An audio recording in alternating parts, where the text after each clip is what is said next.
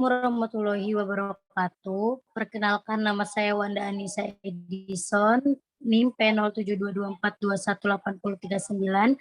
Hari ini saya ingin mempresentasikan mengenai laporan tugas akhir seminar hasil asuhan kebidanan komprehensif pada Ibu M di Klinik Umum dan Bersalin Aminah Amin Rianta 1 pada tahun 2021. Pada bab 1 ada latar belakang, rumusan masalah, tujuan. Untuk tujuan dibagi menjadi 2, ada tujuan umum dan tujuan khusus. Manfaat, ada manfaat teoritis dan manfaat praktis, ada ruang lingkup dan sistematika penulisan. Untuk bab 2-nya ada konsep dasar teori dan konsep dasar manajemen asuhan kebidanan.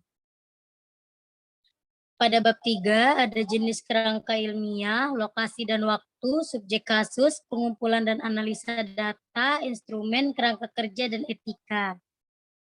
Pada bab 4 ada dokumentasi asuhan kebidanan, ada antenatal care atau ANC, internanatal care INC, bayi baru lahir BBL, postnatal care PNC, neonatus, dan kontrasepsi. Antenatal care ANC kunjungan 1 tanggal 4 Juni jam 10. HPHT tanggal 17 bulan 9 2020, tafsiran persalinan 24 bulan 6 2021. Subjek, ibu mengatakan tidak memiliki keluhan, hanya ingin datang periksa kehamilannya. Data objektif, tekanan darah 100/70, nadi 78, RR 20, suhu 36. Berat badan 70,2 kg, tinggi badan 160 cm, lingkar lengan 34 cm.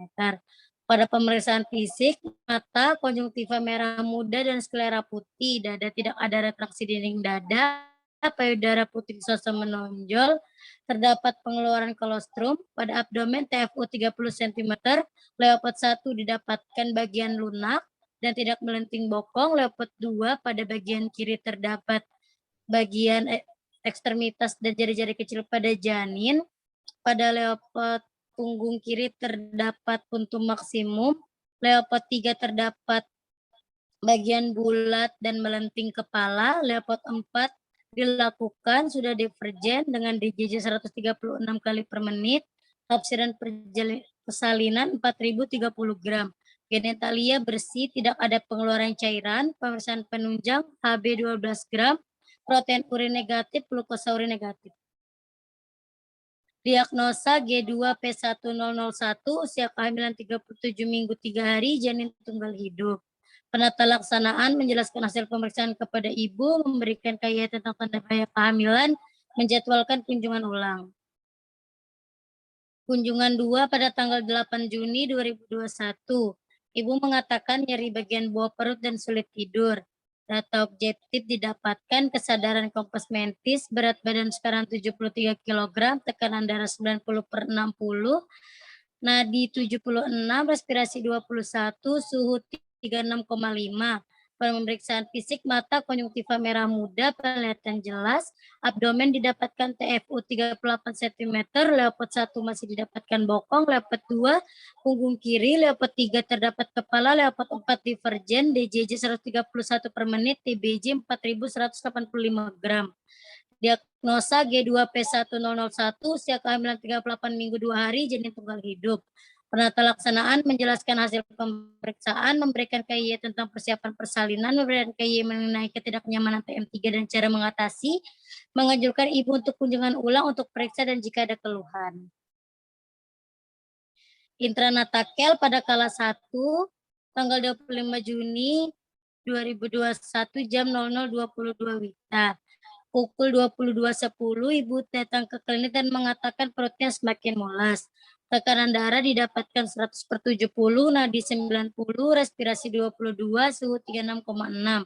Pemeriksaan fisik DJJ 152 kali per menit, genitalia terdapat pengeluaran lendir bercampur darah.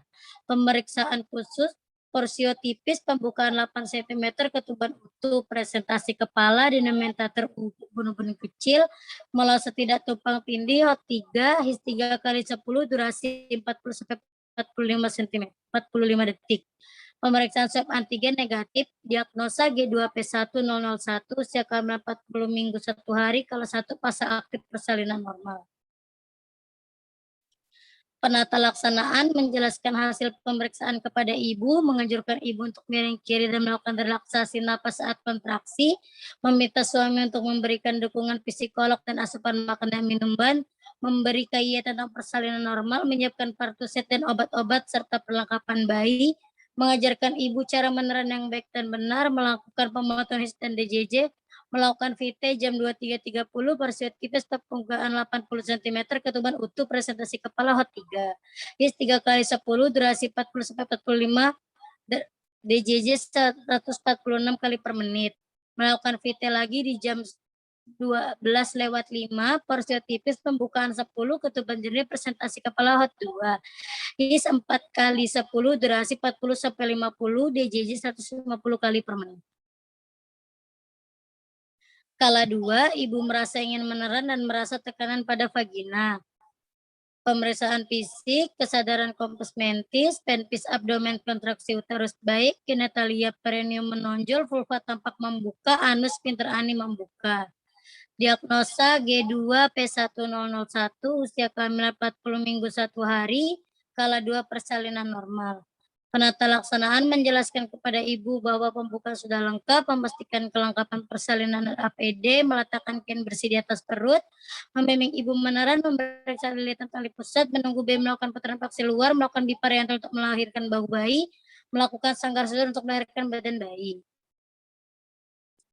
Kala 3, ibu merasa lelah dan mulas. Pemeriksaan fisik abdomen didapatkan TFU 2 jari di atas pusat, uterus membulat, genitalia terdapat tanda pelepasan plasenta. Diagnosa G2P1001, usia kehamilan 40 minggu 1 hari, kala 3 persalinan normal. Penata laksanaan pemeriksaan kandungan ganda tidak ada, memberikan suntikan oksitosin, melahirkan plasenta dengan PTT dan dorsokranial, melakukan masase uterus 15 detik bersama kelengkapan plasenta. Kala 4, ibu merasa mulus dan nyeri pada jalan lahir, penpis tekanan darah 110/80, nadi 84, respirasi 20, suhu 37 derajat, abdomen kontraksi uterus baik, uterus pusat, genitalia tidak terdapat laserasi dan terdapat pengeluaran darah, anus terdapat hemoroid. Diagnosa P2002, kala 4 persalinan normal. Penata laksanaan mengajarkan ibu masase uterus, menghitung jumlah pendarahan kurang lebih 150 ml, dekontaminasi alat persalinan, membersihkan ibu dengan air DDT, mengobservasi 2 jam postpartum. Bayi baru lahir BBL pada tanggal 25 Juni, bayi Nyonya M jenis kelamin perempuan, lahir spontan tanggal 25 Juni 2021 pukul 00.22 WITA. Bayi menangis kuat, bergerak aktif, warna kulit kemerahan, Apgar skor 8/9, bayi sudah BAB dan IMD 1 jam. Nadi 132 per menit, respirasi 46 per menit, suhu 30 derajat, berat badan 4.600, panjang badan 53, lingkar kepala 34 cm, lingkar dada 36, lingkar perut 32, lingkar lengan 14 cm. Pemeriksaan tambahan ada GDS 56 mg per DL. Pada pemeriksaan fisik tidak dapat kelainan kongenital. Diagnosa NCB BMK usia 1 jam. Mengeringkan bayi dan melakukan penerangan selintas, melakukan pemotongan tali pusat, menjepit tali pusat, bayi dilakukan IMD, memberikan injeksi Vitka, memberikan salep mata, memberikan KY untuk menjaga kehangatan bayi, memberi KY tentang ASI eksklusif.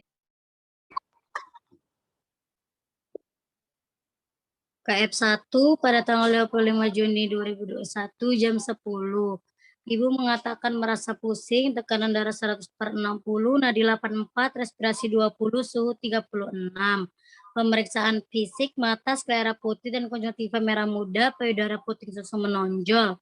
Air susu terdapat positif, abdomen TFU 2 jari di bawah pusat, kontraksi baik dari A13 kali 3 cm, bising usus 5 kali per menit, genitalia lokia rubra, diagnosa P2002, nipas normal hari ke-1.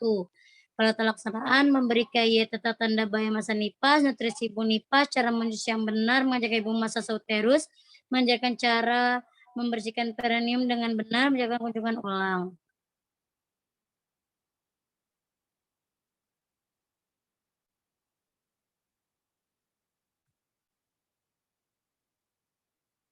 KF2, Ibu melakukan kunjungan pada tanggal 1 Juli 2021 jam 10. Data objektif, Ibu melakukan kunjungan ulang dan pemeriksaan keadaan Ibu. Data objektif, tekanan darah 100/70, nadi 84, respirasi 20, suhu 36. Berat badan sekarang 72,2 kg, pemeriksaan PT mata skler putih, konjungtiva merah muda, payudara terdapat penularan susu, abdomen TFU pertengahan simpisi pusat, kontraksi keras, DRA tidak ada, bisik 4 kali per menit, genitalia lokia sanguineta, tidak ada tanda infeksi pada perineum. Diagnosa P2002, nifas termal hari ke-6. Penata laksana memberikan keimunisasi eksklusif, cara menyusui yang benar, menjaga istirahat yang cukup, mengajarkan banyak makan sayuran yang hijau dan banyak minum air putih, dan menjadwalkan kunjungan ulang. KF3 tanggal 15 Juli 2021, Ibu tidak ada keluhan, tekanan darah 110/70, nadi 84, RR 20, berat badan 71. Pemeriksaan fisik, mata sklera putih, konjungtiva merah muda, abdomen TFU tidak teraba, genitalia tidak odem dan varises. Pada vulva dan vagina terdapat peluruan cairan lokia alba berwarna putih. Diagnosa P2002, nifas normal hari ke-21. Penata laksanaan menjelaskan hasil pemeriksaan dan mengajukan istirahat yang cukup, memberi gaya tentang seksual masih nifas dan menjadwalkan kunjungan ulang. KF4 pada tanggal 5 Agustus 2021 jam 10 WITA. Ibu sudah mendapatkan haid dan masih menyusui anaknya. Tekanan darah 120/70, nadi 84, respirasi 20, suhu 36,5, berat badan sekarang 70 kg. Payudara hasil lancar, puting susu menonjol, abdomen sudah tidak teraba, bising usus 5 kali per menit, lokia tidak ada. Diagnosa P2002, nifas normal hari ke-41. Penata laksanaan menjelaskan hasil pemeriksaan, memberi gaya tentang macam-macam alat kontrasepsi, dan memberitahu mengenai keuntungan dan kekurangan alat kontrasepsi. Neonatus, subjek tidak ada keluhan, bayi sudah BAB dan BAK, objektif didapatkan nadi 122 kali per menit, respirasi 46, suhu 36, berat badan 4.600, panjang badan 52 cm, pempis mata tidak odan, sklera putih, dada tidak ada retraksi dinding dada, tidak ada suara napas teman, abdomen bulat, hipertimpani, tidak ada pendarahan tali pusat, bising usus 3 kali per menit. Diagnosa NCB-BMK usia 1 hari, penata laksanaan K untuk menjaga kehangatan bayi, ASI eksklusif, merawat tali pusat, personal haji dan menjadwalkan kunjungan ulang. KN2 pada tanggal 1 Juli jam 9.30.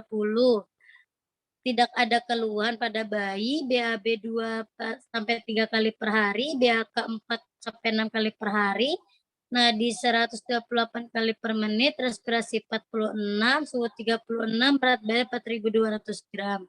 Penpis mata sklera putih, tidak odem, dada tidak ada retraksi dada, suara napas normal, tidak ada suara napas tambahan, abdomen tali pusat telah lepas, hipertimpani, bising usus 3 kali. Penata laksanaan menjelaskan hasil pemeriksaan kepada ibu, pemeriksaan kaya perawatan bayi sehari-hari, imunisasi, ASI eksklusif, menjadwal kunjungan ulang.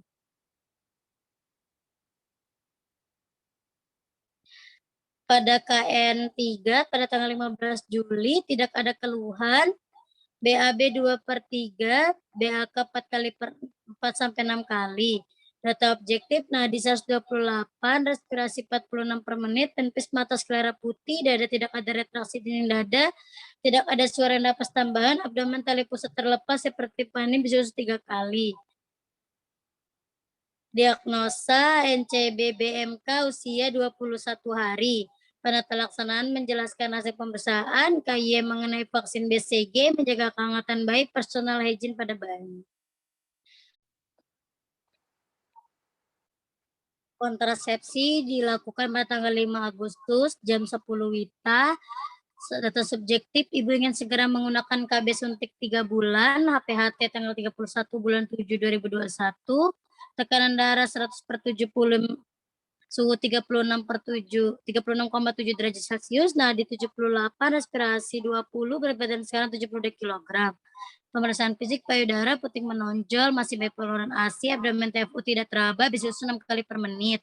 Diagnosa P2002, usia 25 tahun, calon aseptor KB suntik 3 bulan. Penata laksanaan menjelaskan hasil pemeriksaan kepada ibu, menjelaskan mengenai jadwal kunjungan ulang KBS untuk 3 bulan. Bab 5 pembahasan ada kehamilan, persalinan, bayi baru lahir, nipas, neonatus, dan kontrasepsi. Pada kehamilan, ini adalah kehamilan kedua ibu, tidak pernah keguguran, tidak ada penyulit selama kehamilan, persalinan serta nipas. Hal ini sesuai dengan hubungan antara riwayat obstetrik dan buruk dengan komplikasi pendarahan pasca persalinan. Ibu M memeriksa kehamilan sebanyak 8 kali sesuai dengan syarat minimal pemeriksaan kehamilan yaitu 6 kali menurut buku KIA 2020. Pada saat pemeriksaan kehamilan terdapat Ibu M telah dilakukan asuhan standar 10T, namun pada standar pemberian suntik TD tidak dilakukan karena Ibu M telah diberikan imunisasi sebelumnya dan hal ini sesuai dengan teori dan tidak terdapat kesenjangan. Pada pemeriksaan kehamilan yang kedua ini pula, Ibu M mengeluh sulit tidur beberapa hari terakhir. Yang terjadi perubahan selama kehamilan, misalnya pembesaran uterus juga akan mempengaruhi pemenuhan istirahat, tidak tidur pada ibu hamil karena sulit menentukan posisi yang nyaman. Pada persalinan, Ibu M mengeluh kencang-kencang dan keluar lendir bercampur darah pada pukul 23.30. Tidak ada kesenjangan antara teori dan tanda persalinan. Pada kala 1 adalah terjadi his, terdapat pengeluaran lendir bercampur darah, terjadi penimpisan dan pembukaan serviks dan pecahnya ketuban. Kala 1 berlangsung sekitar 1 jam 9 menit menurut Prawiharjo 2016, proses pembukaan pada kala 1 multipara berlangsung 7 jam. Dengan penambahan pembukaan 1 jam, namun ini terjadi kesenjangan pada teori. Kala 2 berlangsung selama 17 menit menurut Manuaba 2015, kala 2 persalinan multipara berlangsung selama kurang lebih 0,5 jam. Ibu M merasa ingin meneran pada saat kontraksi dan ingin BAB. Dalam hal ini tidak ada kesenjangan teori dan kenyataan, yaitu tanda dan gejala. Kala 2 persalinan adalah ibu merasa ingin meneran bersama dengan terjadinya kontraksi. Ada peningkatan pada rektum dan vagina, perineum mendojol, dan sphincter ani membuka.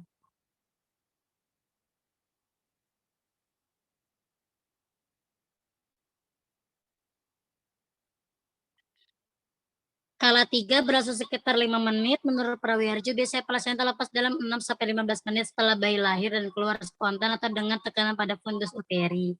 Kala 4 dilakukan pemantauan TTV dan pendarahan selama 2 jam. Hal ini sesuai dengan teori. Persalinan kala 4 dimulai setelah lahir plasenta dan berakhir 2 jam setelah persalinan. Pada bayi baru lahir dengan berat badan 4.600 gram, panjang badan 53 cm sesuai dengan teori, yaitu bayi lahir dengan berat badan lahir 2.500 sampai 4.000 gram, panjang badan 48 sampai 52. Padahal ini terjadi kesenjangan pada teori. Pada nipas KF1, TFU 2 jari di bawah pusat, lokea berwarna rubra. TFU saat plasenta lahir menurut Marni adalah 2 jari di bawah pusat. Lokea rubra adalah terjadi setelah plasenta lahir sampai hari ketiga setelah persalinan. Nipas KF2, TFU-nya pertengahan simfisis pusat, lokea sanguineta. Menurut Marmi 2015, TFU hari ke-7 sampai hari ke-7 adalah pertengahan simfisis pusat. Lokea sanguineta terjadi pada hari ketiga sampai hari ke-7 setelah persalinan. Nipas KF ketiga, TFU sudah tidak teraba, lokea putih, lokea alba, Marmi 2015, TFU 2 minggu setelah persalinan tidak teraba atau masih berada di atas simfisis. Menurut Marmi, lokea alba terjadi 2 minggu setelah persalinan. KF4, TFU sudah tidak teraba, tidak ada lokea. Neonatus KN1, BAK 1 kali jernih cair, BAP 2 kali hijau kehitaman, lunak menurut Saipudin 2012, eliminasi urin dan mekonium akan keluar dalam 24 jam.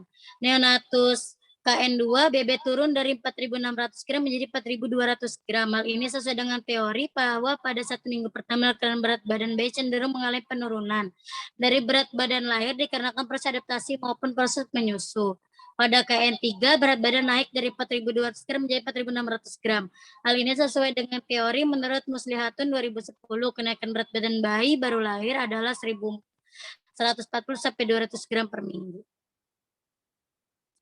Pelayanan kontrasepsi, Ibu M memutuskan menggunakan kontrasepsi suntik 3 bulan dan keuntungan tidak menghambat proses penyusuan menurut BKKBN tahun 2012. Bab 5 penutup pembahasan kebidanan dimulai sejak kehamilan hingga pelayanan kontrasepsi telah sesuai dengan teori dan melakukan pendekatan menggunakan manajemen kebidanan 7 langkah Farna dan dokumentasi SWOT. Sebagai deteksi dini untuk mengurangi faktor resiko yang dapat terjadi selama kehamilan, persalinan, bayi baru lahir, nifas, neonatus, dan pelayanan kontrasepsi. Sekian presentasi saya, kurang lebihnya mohon dimaafkan. Wassalamualaikum warahmatullahi wabarakatuh.